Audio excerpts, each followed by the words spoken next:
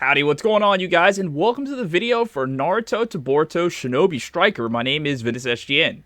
In this video, I'm going to give you my picks for the top 4 non-DLC defense builds of the week.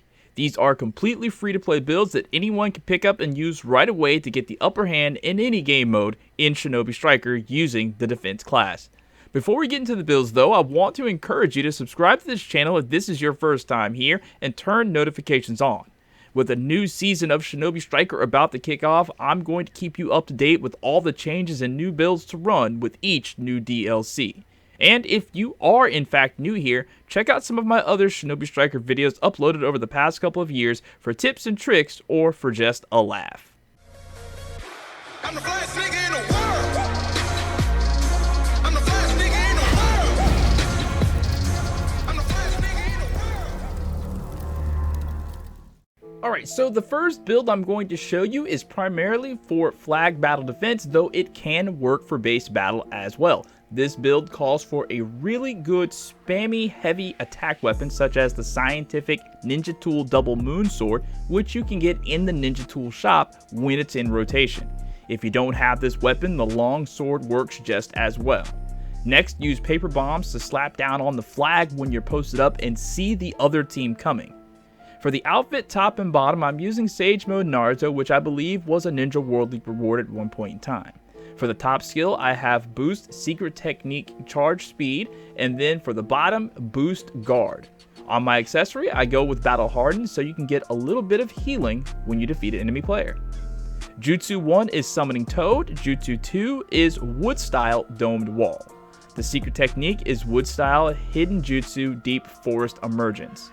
The idea here is to set up the dome wall and put the summoning toad behind it so it can shoot out its blast while being protected.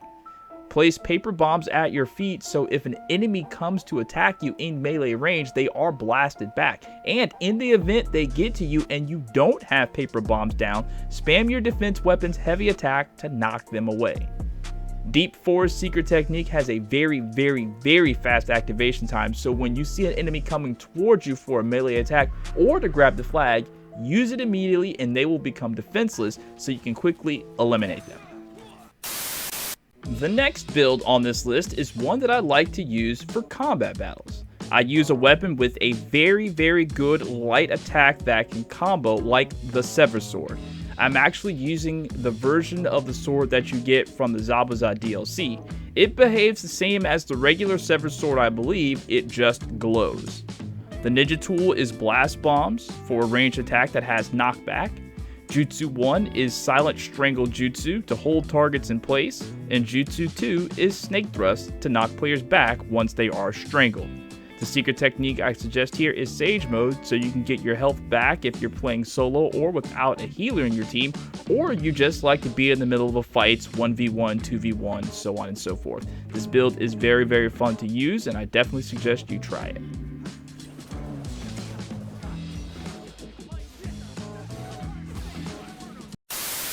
The third build I'll show you is one for pretty much any game mode, but I like to use it for barrier battle, attacking side, and maybe base battle. The weapon I have on this build is the Scientific Ninja Tool Swirling Storm Scythe, and the actual Ninja Tool is Poisonous Smoke Bomb. The clothing skills for this build, I'd suggest using the top skill that lengthens the amount of time that enemy suffers from status ailments, and the bottom skill to shorten ninjutsu cooldown time. Jutsu 1 is Sand Shower, and Jutsu 2 is Water Style Water Shark Bomb, while the secret technique is, again, Sage Mode. The idea here is to be able to attack the frog from a distance and not be the focus of enemy attack while your other teammates are near the frog to attack it with close range skills. This build is also good against enemy players because the Sand Shower slows them down so they can get hit with the Poisonous Smoke Bomb and the Water Shark Bomb, affecting them with damage over time and taking away their jutsu for a short amount of time so you can get right in there and destroy them with your weapon while they are disoriented. Pop Sage mode if you need to get close to the frog to deal melee damage, as well with super armored heavy attacks.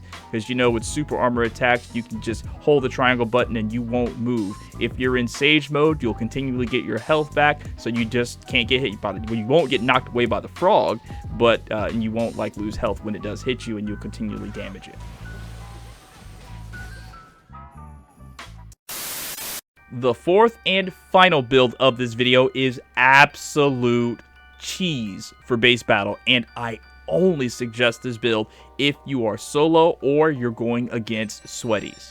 For the weapon, I used the Double Moon Sword for the heavy attack spam, paper bombs to lay all over the base at random, 8 trigrams palms rotation in Jutsu slot 1, and Earth style petrifying Jutsu in slot 2.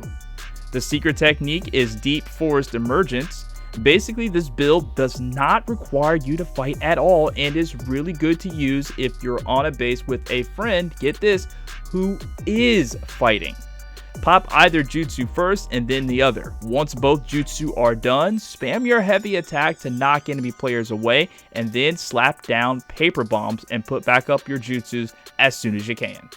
Deep Forest Emergence has a fast activation, so if enemies are coming near you or are on the base with you doing that thing where they just stand there and block, pop it and either weapon them to death or put paper bombs at their feet so they explode and get eliminated, and you can laugh at them and be like, ah, you died to paper bombs.